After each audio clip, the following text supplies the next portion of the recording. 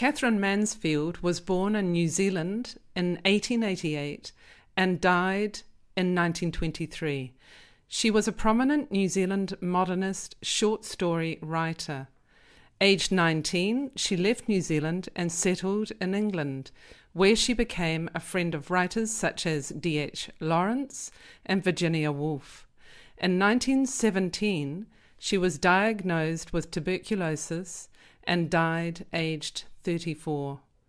I have chosen Katherine because her writing takes me back. I'm going to read a poem called Now I Am a Plant, a Weed, which was written in 1917. Now I am a plant, a weed, bending and swinging on a rocky ledge, and now I am a long brown grass, fluttering like flame.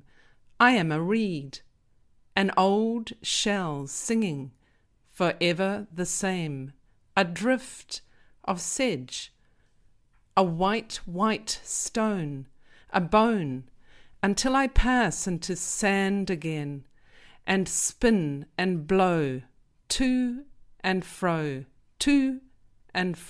on the edge of the sea, in the fading light, for the light fades.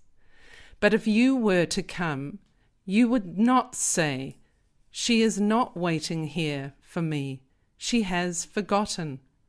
Have we not in play disguised ourselves as weed and stones and grass, while the strange ships did pass, gently, gravely, leaving a curl of foam that uncurled softly about our island home, bubbles of foam that glittered on the stone like rainbows? Look, darling, no, they are gone, and the white sails have melted into the sailing sky.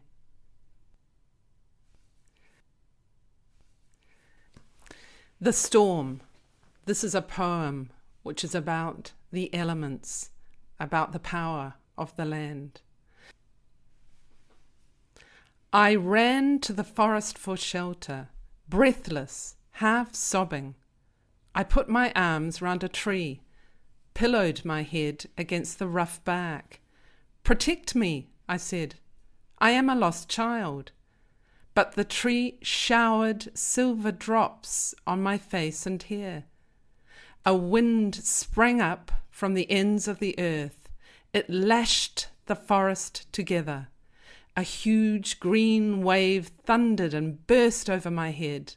I prayed, implored, "Please take care of me." But the wind pulled at my cloak and the rain beat upon me. Little rivers tore up the ground and swamped the bushes. A frenzy possessed the earth. I felt that the earth was drowning in a bubbling cavern of space. I, alone, smaller than the smallest fly, was alive and terrified. Then for what reason I know not, I became triumphant. "Well, kill me," I cried, and I ran out into the open. But the storm ceased. The sun spread its wings and floated serene in the silver pool of the sky. I put my hands over my face. I was blushing, and the trees swung together and delicately laughed.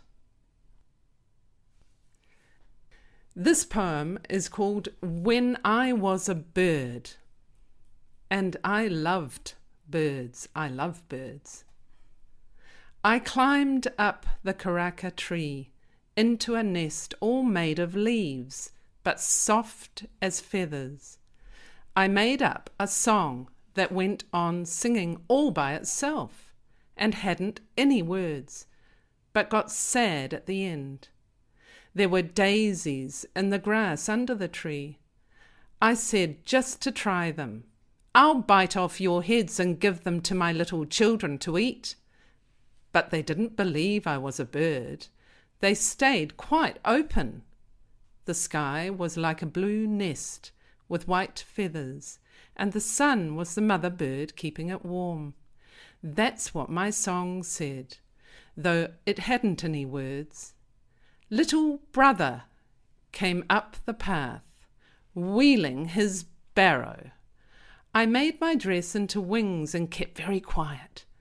Then, when he was quite near, I said, "Sweet, sweet." For a moment he looked quite startled. Then he said, "Pooh!